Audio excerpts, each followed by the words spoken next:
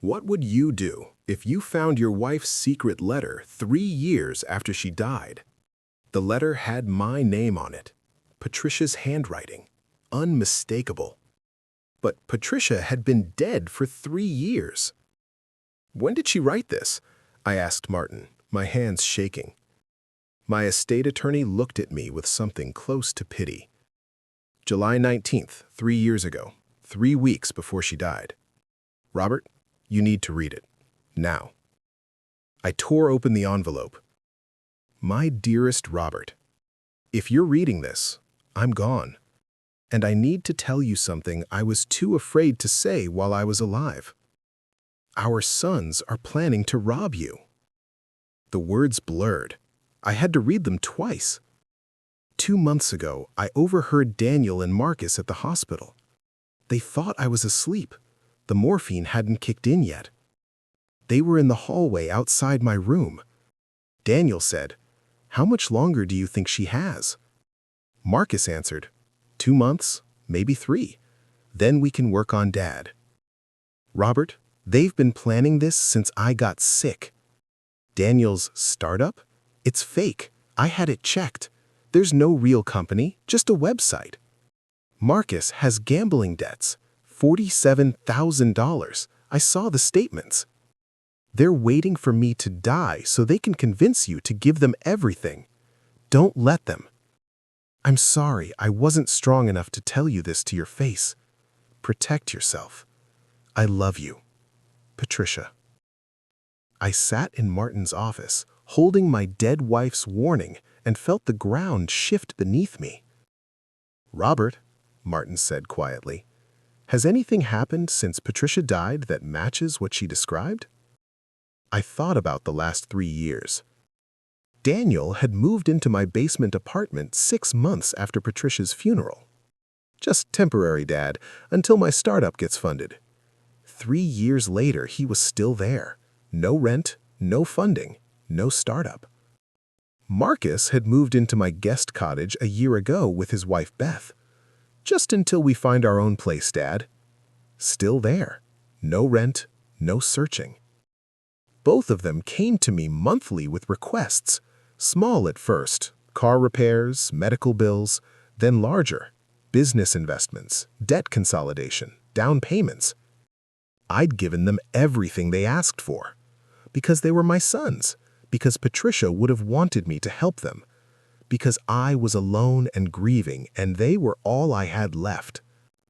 Except Patricia hadn't wanted me to help them. Patricia had wanted me to stop them. Everything, I said, my voice hollow. Everything she predicted has happened exactly as she warned. Martin pulled a business card from his drawer. Robert, I want you to call this man. David Chen, private investigator, former FBI, very discreet. I took the card, felt its weight. Making this call would change everything. Not making it meant ignoring my dying wife's final warning. I called David Chen that afternoon. 3 days later, I sat across from Chen in a coffee shop 20 miles from my house. He was mid-50s, gray hair, eyes that missed nothing. I've done preliminary research, he said, sliding a folder across the table. Your son's digital footprints tell an interesting story. He opened the folder. Inside, printouts, screenshots, bank records. Daniel's startup, Venture Launch Solutions. The website looks impressive. LinkedIn claims 12 employees, but there's no business registration anywhere in Connecticut. No tax filings, no LLC paperwork. The address listed is a UPS store. The phone number is Google Voice. Chen turned the page. It's completely fake. The website cost maybe $200 to build from a template. He's been showing this to potential investors, including you. Asked you for $40,000 to bring on a developer, correct? I nodded, numb. Marcus is worse. He has gambling accounts with 3 online poker sites. Total debt, $47,218. The exact number Patricia had written in her letter. She'd known, she'd documented it, and she died trying to warn me. "There's more," Chen said. "With your permission, I'd like to install discreet audio surveillance in your home, common areas only. I have a feeling if we listen, we'll hear something important."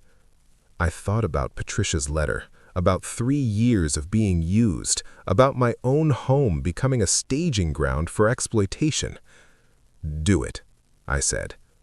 The devices were installed while Daniel and Marcus were out. Smoke detectors, clock radios, picture frames. 7 devices total, feeding to an encrypted server only Chen and I could access. For 5 days, nothing remarkable. Normal conversation, television, music. Then on the 6th evening, I sat in my study with headphones on, reviewing the day's recordings. And I heard Daniel's voice from the great room. "I'm telling you, Marcus, we can stretch this another year easy, maybe 2 if we play it right." I froze. Marcus laughed. "As long as Beth keeps him thinking we're looking for our own place, he actually believes we're saving up." Sophia, Daniel's girlfriend, joined in. "What about the startup money? When are you going to ask again?"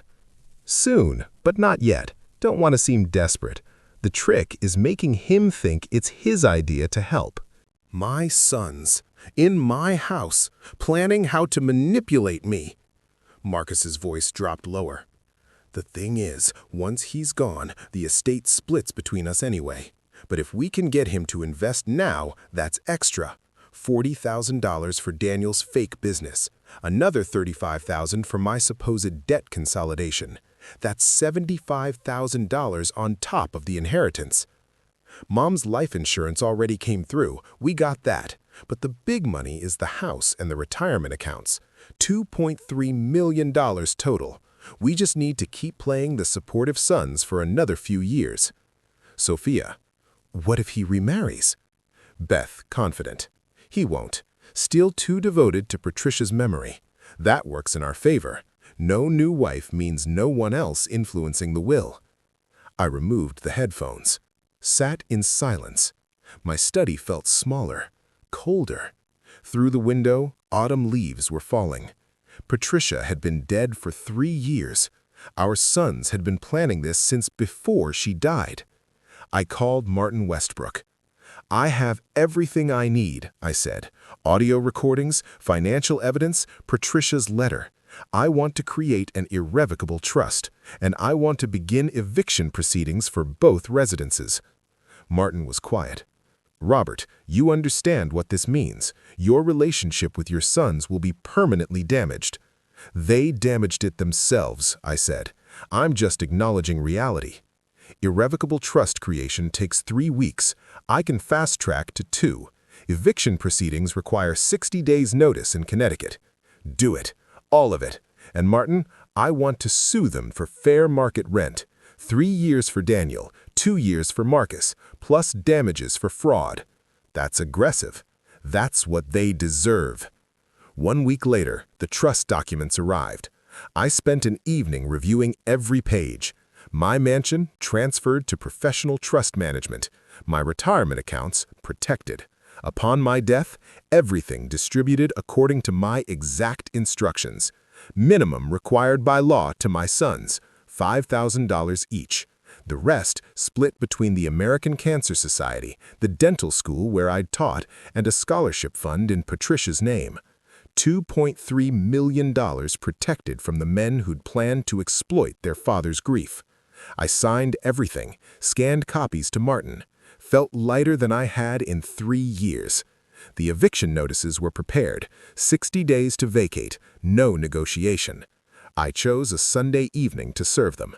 Family dinner, I'd called it. First one since Patricia died. Daniel and Marcus both seemed pleased.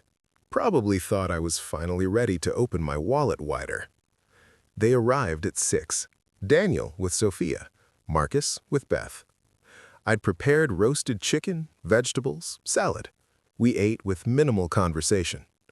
After dinner, I stood and retrieved 2 manila envelopes from the sideboard, set one in front of Daniel, one in front of Marcus. "What's this?" Daniel opened his first. I watched his face drain of color. Notice of eviction.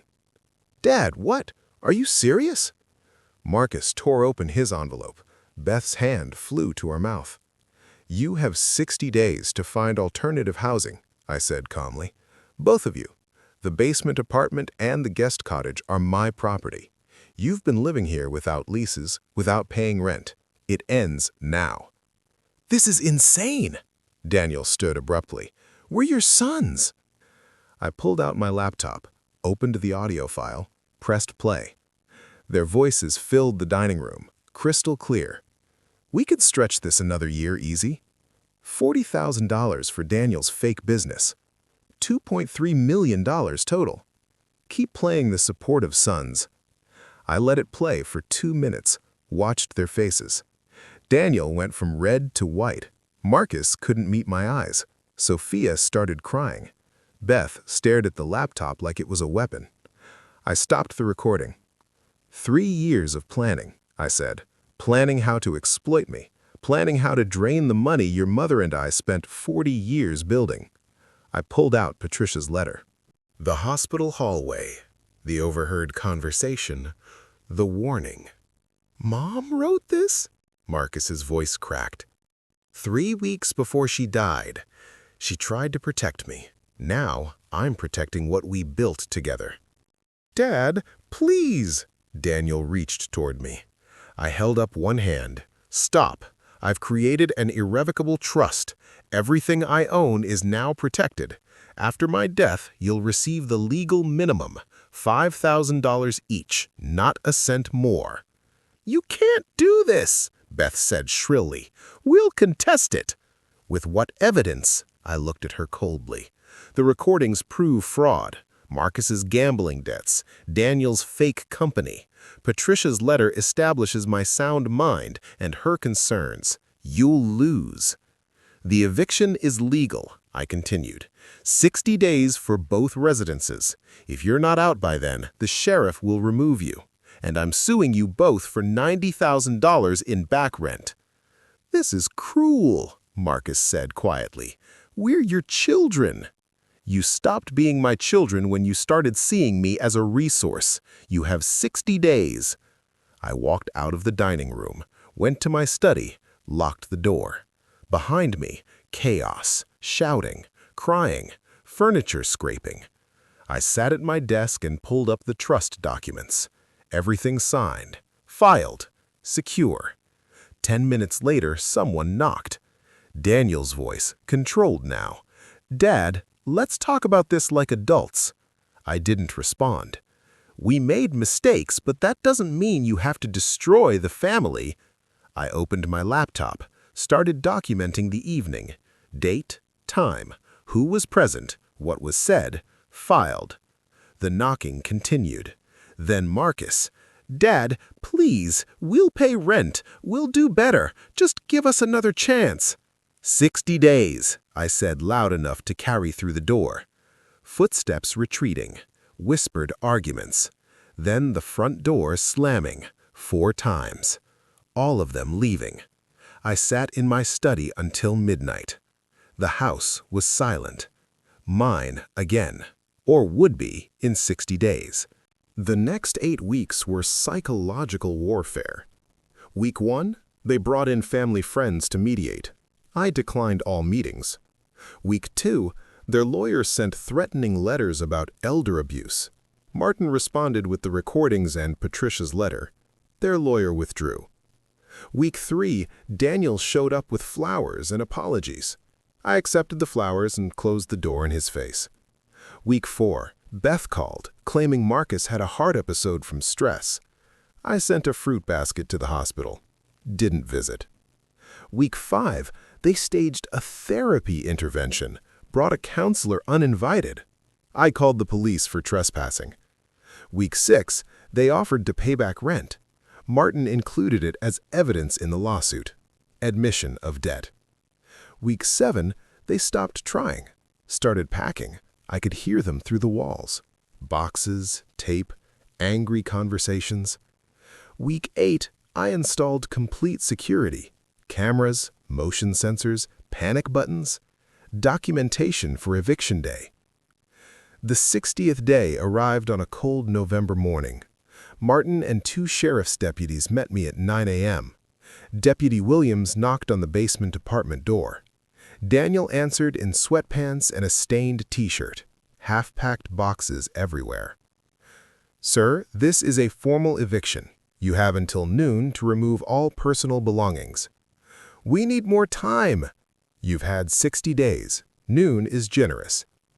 At the guest cottage, Marcus opened the door before Williams could knock. "I know," he said quietly. "We're leaving." I watched from my study window as they loaded a U-Haul. At 11:45, Daniel knocked on my door one final time. I opened it. We stood facing each other. "I hope you're satisfied," he said. "You've made your point." "My point is that actions have consequences. You planned to exploit me. I protected myself. We're still your sons. You made a choice 3 years ago. When your mother was dying, you chose money over family. I'm just respecting that choice." His jaw clenched. "Fine, but don't expect us to be there when you're old and alone." "I won't." He turned and walked away. Both vehicles disappeared down the driveway. My sons, leaving my property for the last time. The lawsuit took 4 months. Discovery revealed more. Daniel had scammed 2 of my former dental colleagues. Marcus's gambling debts totaled $63,000 across 5 platforms. The judge ruled in my favor. $90,000 in back rent plus $15,000 in legal fees and damages. Total judgment, $130,000. Neither had the money. The court ordered wage garnishment, 20% of anything either earned for the next decade. They declared bankruptcy. The judgment survived. Spring came to Connecticut. I started traveling. Portugal, Scotland, places Patricia and I had planned to visit. I volunteered at the cancer center where Patricia had spent her final weeks, helped families navigate insurance, sat with patients during chemo. I sold the mansion, too large, too many memories of sons who'd betrayed everything it represented. Bought a smaller place, 3 bedrooms, 2 acres, everything I needed. The trust remained intact. Cancer research scholarships in Patricia's name, funding dental students who couldn't afford tuition. On what would have been our 45th anniversary, I visited Patricia's grave. "You were right about everything," I said aloud. "They were planning it. They were waiting for you to die. But I stopped them. I protected what we built." Pulled out her letter, now laminated and carried in my wallet. "Thank you for being stronger than me," I whispered. "Thank you for the warning." 1 year after eviction day, I wrote in my journal, "The house sold, the trust secured, the scholarships funded. Patricia's warning followed, her memory honored. No regrets." I closed the journal and turned off the light. Outside, Connecticut's summer hummed with insects and distant traffic. Normal sounds, peaceful sounds, sounds of a life reclaimed. Because Patricia had been brave enough to write that letter, and I'd been smart enough to listen, even 3 years too late.